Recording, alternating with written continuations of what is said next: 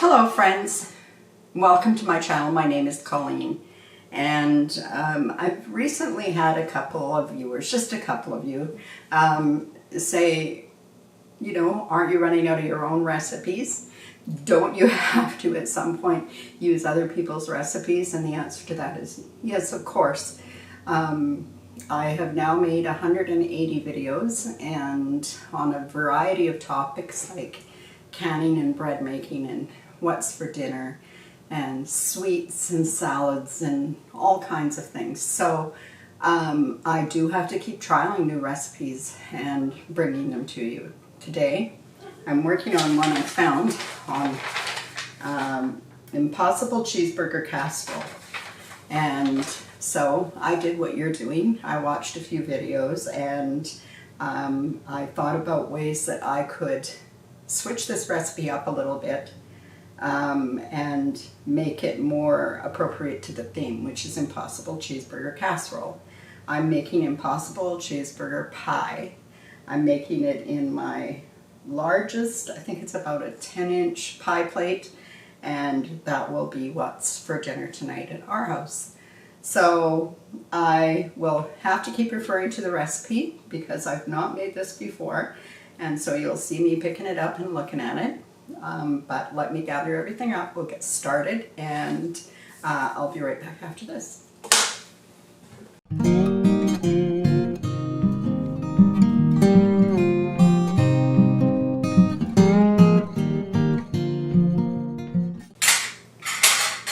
Okay, let's get this started. I have my pan over here heating on the counter. I know that it's hard for you to hear when I have meat cooking so close to me, but I'm trying to do this quickly, and so instead of having it on the counter right here, I'm doing it in the pan at the back. I am looking at ways to be able to attach a microphone to my existing camera, but it's an old one, and so far I haven't come up with a solution for that. So into the pan it goes, and I am going to get a wooden spoon, and I'm just going to break it up in the pan. Okay, so there's a few things to go through. I have everything out here on the counter I'm going to need. The recipe calls for 2 tablespoons of onion soup mix. And I'm just using a packet of onion soup mix, and I'm going to put 2 tablespoons right here into this bowl. I'm not even sure how much is in one of these packets. There might be one less than a teaspoon left in here, so I'm just going to dump the whole thing in. Well, let's say it's a pack. Let me adjust that. Of onion soup mix. So we'll do that. And then we need a half a cup of Bisquick, which I don't normally have in my house, so I had to go buy this for this recipe. But I see there's lots of different recipes using Bisquick, so I will definitely be trying some more. So you can expect to see some of them in the future. I saw one recently from somebody I admire very much, and I will definitely be participating in that for you. So a half a cup of Bisquick into the bowl, 1 cup of milk, 2 eggs. Let's get the eggs in there. Probably should flip these a little. And just going to turn and mix the meat while I get rid of this. Put it in your compost. I just grabbed a fork so that I can whip up these eggs a little bit. I probably should have done that beforehand.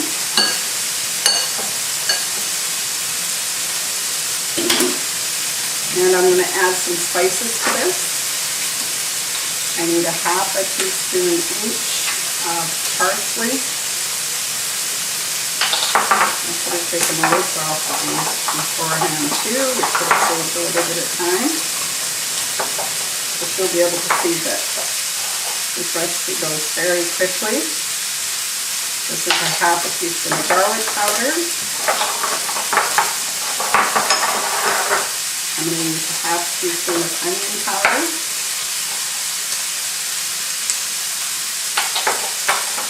Oops.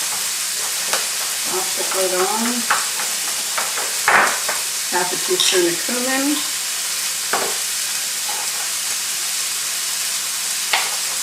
And a half a teaspoon of coriander. It's got lots of flavors in it for sure. Now I need a full teaspoon of oregano.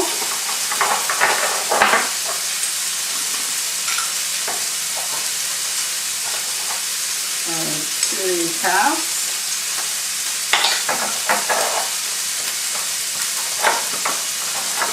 And I need about half a teaspoon to a teaspoon. I'll probably do a half teaspoon of black pepper.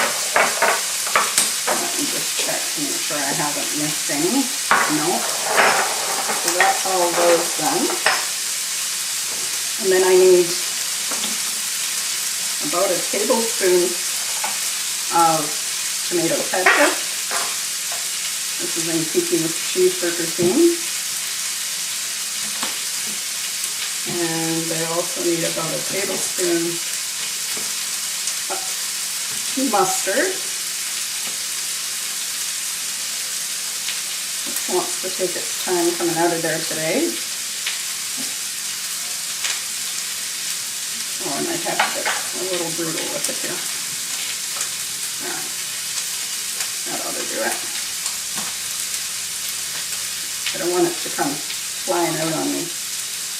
Mustard can sometimes do that. Okay. Whoop. Use that. I can hear this meat getting quiet, which means that most of the moisture's gone and it's browning. It's amazing how much we learn to use our ears when we cook for a long period of time.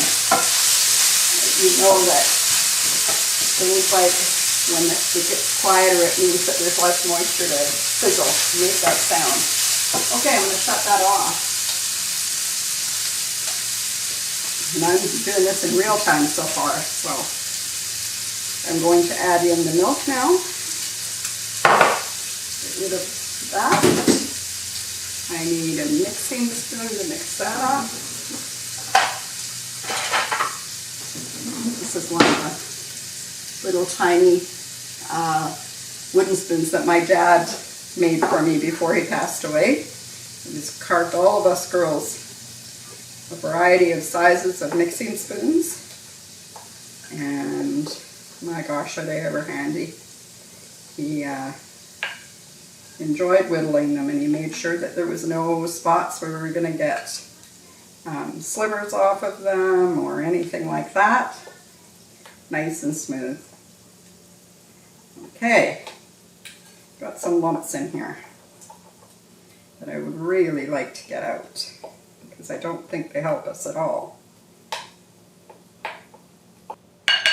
Okay, let's give that a try so that I can remove all those lumps, or most of the lumps anyway, because we want this to go smoothly over the rest of the ingredients in the pan. Okay, that's much better. I'm much happier with that. Now, here, I'm just going to add a couple more ingredients that I think will add to the whole cheeseburger idea. This is a little tomato I just got out of my garden, and they are pretty juicy. And I don't want to make this recipe to be really juicy. I'm going to dice these up pretty finely. So if I notice that they're too wet, like right there, I'll move those seed sacks and juice away. Now, I'm just using this one small tomato. I don't think you need more than that. Just to give you that hint of there being tomatoes on your cheeseburger. And yeah, I don't want any really big pieces. And also, I am going to add a hint of pickle.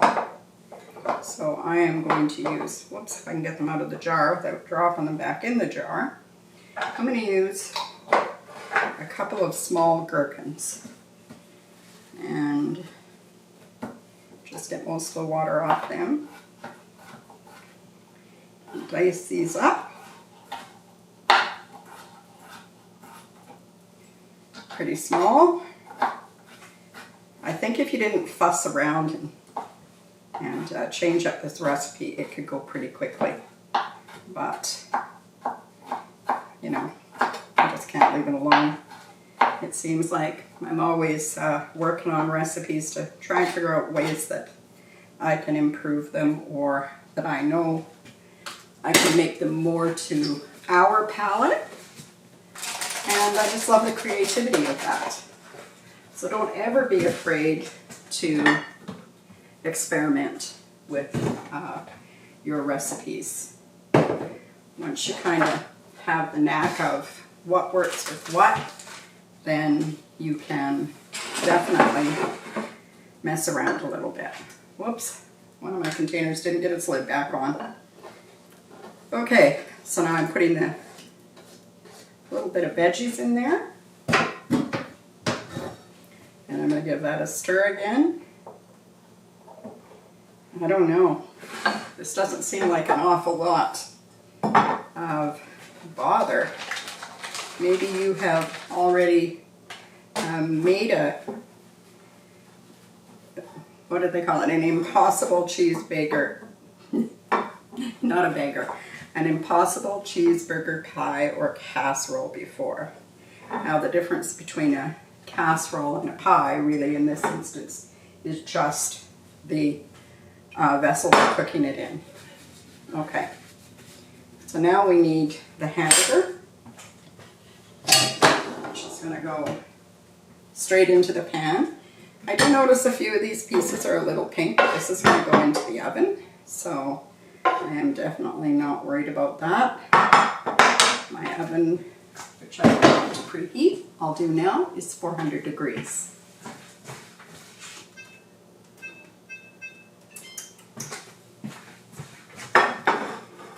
Now I'm going to just pat this down to the bottom of the pan.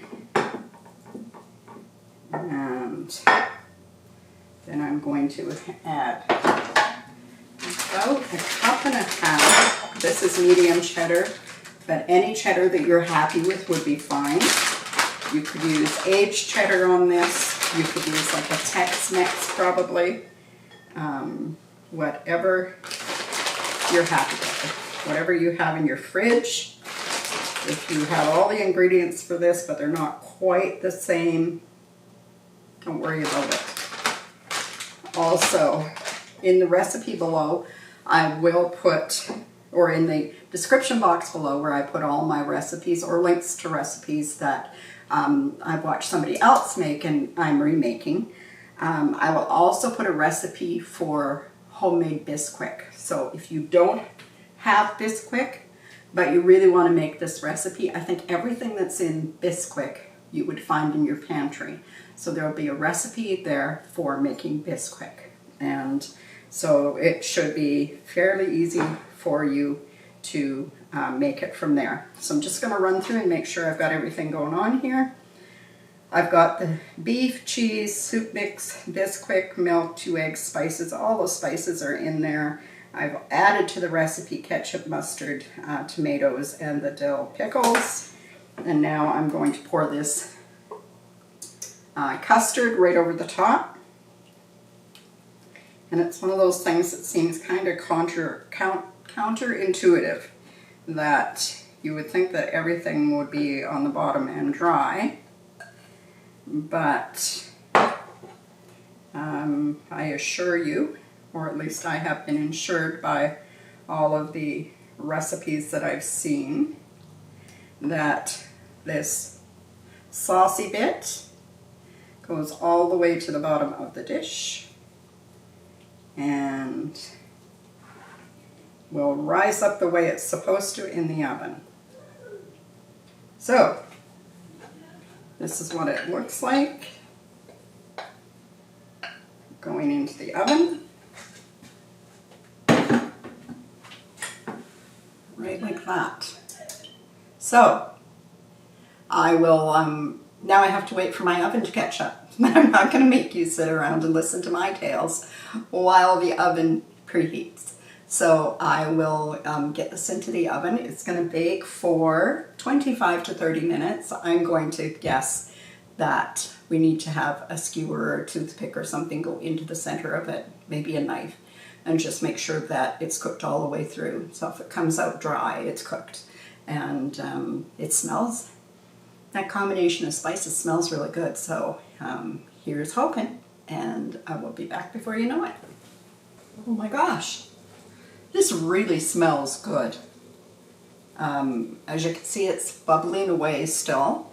So I am going to set this down on a rack, and I'm going to let it sit for 10 to 15 minutes so that it has an opportunity to set up, gather itself, and then I will cut it and do a taste test. Looks good so far. Okay. The plate is still really too hot to hold on to. Well, I guess I could, carefully, but it seems to be set really well. And so here we go. I am going to give it a cut. And it's firm. You know, you pour all that liquid in there and you're not really sure what's going to happen, but I'm going to give it a good cut here. You can, oh, it smells really good. I'm really happy with the choice of spices that went in there. And I'm going to cut it. Well, I'm not going to cut the whole thing for the purposes of this video. I'm not going to make you sit by and watch it all. But I do want to get a nice clean cut out of here. I think the first one's going to have to be sacrificial. It'll be sacrificial so that I can get the next one out cleanly, I hope. So I'll set this one aside.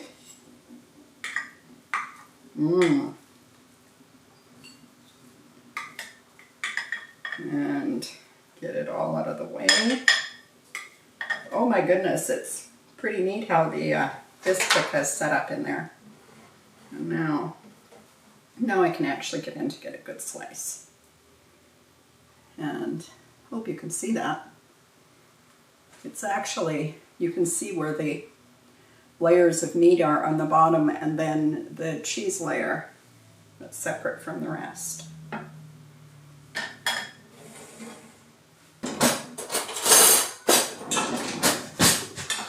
Now, just going to give it a quick taste because it's not something we've tried before.